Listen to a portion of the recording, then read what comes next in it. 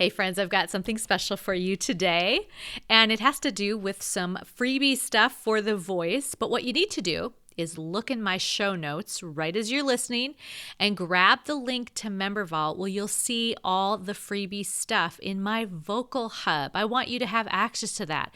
It's things like an accountability app, singing publicly, and not being afraid to do that. And then most recently, I just added an MP3 especially for you of all vocal exercises. So go over there right now and grab the freebie stuff while you can. On today's episode, I delve into another topic that a fellow listener, Carrie, asked about, and that is the aging voice. Does the voice age like the rest of the body? And if so, can we stop it or do something about it? Stay tuned to find out the answer. You're listening to the Engaging Voice Podcast with Tara B. Each episode, Tara will bring you insightful instruction on the voice with interviews, technique, and training so you can have a tension-free, healthy, beautiful singing voice that flourishes and lasts a lifetime. Hey friends, I am so excited that you are joining me today for this episode on the aging voice. I'm curious, do you ever notice how people's voices sound different when they become elderly or older? What ways do they change? Do they sound more shaky, maybe less full, less loud? What happens to the voice as we age? Because if you've paid attention to people around you that you know, you'll hear changes, whether it's their speaking voice or sometimes in their singing voice. And I know for myself that as I age, I'm glad that our listener Carrie brought up this question because, you know, all of us are in the process of our bodies aging, whether we want them to or not. But what can we do to make sure that they're staying healthy, including our voice? And this is really near and dear to me. I'm 51, and I'm finding in my body that there's just a lot of changes that have happened in even the last decade for exercising, for lots of things. And same thing with my voice. And so I'm more determined than ever to make sure that I can keep singing through the years. And I bet you are too. So I did some research from different medical places and blogs. And here is some of what I found out in my limited research. UT Southwestern Medical Center in Texas, I know that they have a program where they actually specifically help people with the aging voices, the elderly. And they talk about the voice, like other muscles, can change a lot as we age. Muscles and tissues in the larynx and vocal cords shrink, thin, and stiffen. So according to UT Southwestern, there's first of all atrophy, shrinkage of muscles. There's thinning of the mucous membranes. And there's this stiffening of connective tissue, just like you think of our joints or our ligaments, wherever they are in our body, there's this stiffening that happens. And how it can actually show up in people as they age. And this could even happen as early as, 40-something, 50-something, but it may not happen until later. And it could be for men that there is higher pitch. Suddenly their voices seem a little bit higher than they used to. Women, on the opposite end, sound a little bit lower than they used to. I even noticed that in my own voice, even as far as getting certain lower notes that I don't remember being able to get that seem a little easier to do now. There's also a loss of projection and resonance in the voice itself. The volume is reduced. Our endurance to sing can be reduced. Sometimes you hear in people voice tremors or just a shakiness. That might be part of aging. You might hear their voices being weak or maybe breathy or raspier, like it doesn't have the tone that it had at one time. And definitely something I've heard even from my own mom, she's talked about this, where her voice just feels so much drier, that there's just not as much mucus there. Because we do need a healthy amount of mucus around those vocal folds. There are other aging things that happen in our body that also affect us besides just the vocal folds themselves. If you think about muscles in general, well, our rib cage, to be able to breathe well, there are internal intercostal and external intercostal muscles. There's the diaphragm. All of these have that ability to change and shrink, so the breath itself can be compromised. Like we won't have quite as much support for those vocal cords as we're singing. The American Academy of Orthopedic Surgeons, they talk about this, and they say as muscles age, they shrink and lose mass. I'm sure any of you who are aging like me notice things like that, where it's just not quite what it used to be. The number and size of muscle fibers also decrease, and muscles tend to take longer to respond as we age. I find that so much. You guys, I just did a workout this morning, and it was only maybe 32, 33 minutes. But I find that even as I'm lifting weights, as I'm doing push-ups, any of those things, it just feels like it takes me a longer time, first of all, to warm up and to get in the mode of doing it. But even as I'm doing it, it feels harder than I remember it used to feeling. And yet, we need it. So obviously, I keep doing it. But another thing that the Academy talked about was the heart muscle becomes less able to propel large quantities of blood quickly to the body, causing tiredness. And I definitely also feel that when I'm exercising on certain days. Some days feel better than others. But you think of even as people get into their 80s and 90s and just small efforts of things, walking upstairs, walking any certain amount of time, it might just make people feel more tired more quickly than it used to. Joints become, as we talked about already, but more restricted. As they're stiffening, they become more restricted in their flexibility and mobility. And that's really a key piece too, whether it's, the joints that and ligaments that are around those vocal folds or in the rest of our body. In fact, Harvard Health talks about the shape of our spine and how that can affect lung capacity. And think of what happens in a lot of people as they age.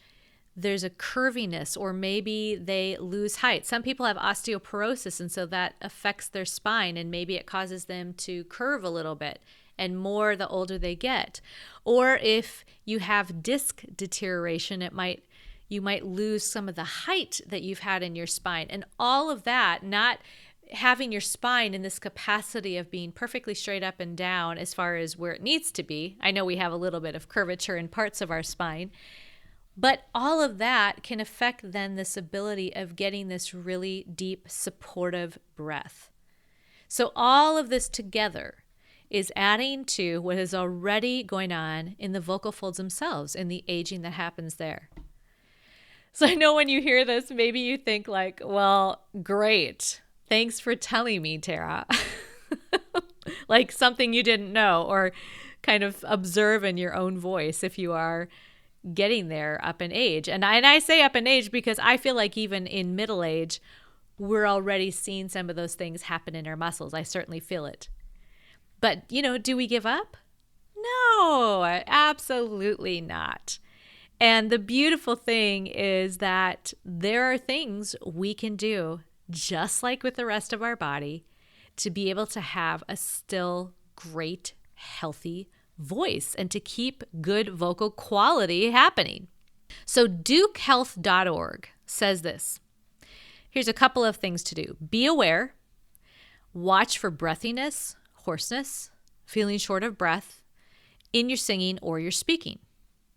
Another thing they stress is getting regular exercise, which I was already talking about that I'm certainly trying to do, and I bet you are too. That causes better stamina, muscle tone, flexibility. It even helps with our posture. Great exercise that allows you to be flexible and to have that heart pumping oxygen through your whole being can help you even stand taller and have that stamina to be more motivated in anything you do. Another thing, of course, we've probably heard this all over the place, but drink tons of water. And I mean tons. I'm not talking about, 4 glasses of water. I'm talking that 8 to 10 glasses of water daily. And then they talk about, too, from Duke Health, that they say you got to use your voice daily because more often it helps you keep it in working order. You're going to keep going. They always say a body in motion stays in motion. I think that another really great thing is doing SOVT exercises. And I've talked about these in other episodes, but those are those semi-occluded vocal tract exercises where it allows some of the pressure to be back pressure and allows the vocal folds to have less wear and tear. I know using straws is super helpful. We've talked about that before. Also, watching the foods that you put in your body, giving it the right kind of energy. I mean, these are basic things for just regular great health, but it also has to do with our vocal health too. If you're going to be stuffing sugar and carbs into your body, all of that can cause things like inflammatory conditions, which are not going to help those joints, ligaments, and anything of your vocal folds. So that's why food, whatever you are feeding yourself with, is really going to have an effect on even how you sing. I think personally that getting a great full night of sleep is another thing that's going to help you immensely. It is hard to go on energy when your body is just tired. And you know what? I'm even going to add, you guys, don't be afraid to nap in the day. I find at the age I am right now that many days, if I can just get in a 15 to 30 minute nap, I will feel energized for the rest of the day. And even for my singing, that will help. Doing exercises that keep flexibility to utilize the whole range of our body, and doing exercises vocally with flexibility. I've given you some of those before right here in the podcast. But that's also going to keep everything moving, working, and being stretched, if you want to put it that way. I remember my voice teacher telling me that even just this year for myself in my own aging voice, where she said, to keep those high notes, to keep that ability to do really fast runs, you've got to keep doing them. And you have to do them more daily than you probably ever used to do. And then the last thing is, but it's certainly not the least, seek out a voice teacher or a coach to stay in shape and keep accountable. I think it's one of the best ways that I have spent my own money in the last 3 years is having a vocal coach, going back to someone, having them here, having them help me. The lady that I go to, Victoria, I had her on this podcast early on, and it's been so great to be learning from her and to have her ears be that accountability person so that what I'm doing stays healthy, that I don't get into bad habits. And that's going to help you too. If you have a voice that you feel like is getting more tired, or you don't have the range you used to, or whatever might be happening that seems different, go find a voice teacher. It's going to be the best thing that you ever did. The other thing I just want to share with you, because I think that we need things to keep us hopeful as we're singing. And so I was thinking about some of the amazing singers that I have heard that are at least what I would call elderly. They're over 55. One person right off the bat, Tony Bennett, he is 94 and he is still singing. There's a tenor that I think recently now has passed, but he sang into his 90s operatic music. I've seen YouTube videos of this time when he's been in his 90s. His name is Angelo Loforese. Amazing guy. And then another guy who I had on this podcast, another voice teacher, Michael Trimble.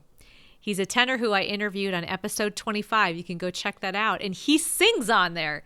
So you're going to hear what he is doing yet. And I believe he is either in his 70s or 80s. An amazingly powerful, strong voice. But he's kept it up. And then when we think of ladies, I will tell you, I had to do a little bit more research to find some of the women who are still singing into their 70s, 80s, etc. But Joan Sutherland, who was an opera singer, She sang with the opera into her 60s. Pretty amazing stuff. Montserrat Cabelle, another opera singer, was singing into her 70s. And I'm going to try to, you guys, in the show notes, also put some links to some YouTube videos if you just want to hear these people as elderly singers, as aging singers. And the last person is a pop singer, but I still find her voice unique and still pretty powerfully strong, and that is Barbra Streisand. In her 70s, she still is singing. She's still, she's changed. I will tell you that her range has changed, but the tone and the quality that is still there is still, I think, quite beautiful. And I love having people to look up to. I'll never forget a lady, and I don't remember her name, but there was a lady when I was living in Los Angeles. I sang at a place of a lot of past singers, like many of them had been in the arts. And one of the gigs I did, this particular lady, who I believe was around 85 or so, some of the people there had said, "Tara, can you get her to sing? Can you ask her to sing today something at your gig?" And I thought, why not? And I don't remember exactly what she sang, but I remember she hit a high G, no problem at all. It was just beautiful. It was just this beautiful voice coming out of this 80-something-year-old woman. And I'm telling you, it inspired me right on the moment, because it made me realize that is possible. And I want to be there. I want to be in my 80s singing with as much health and strength in my voice as I can. It is possible to keep up the voice. But like anything, it requires discipline, consistency, and a commitment to doing what you can and continuing to use it. So I hope, you guys, that you will do this very thing and not be afraid to continue the process of singing as long as you possibly can.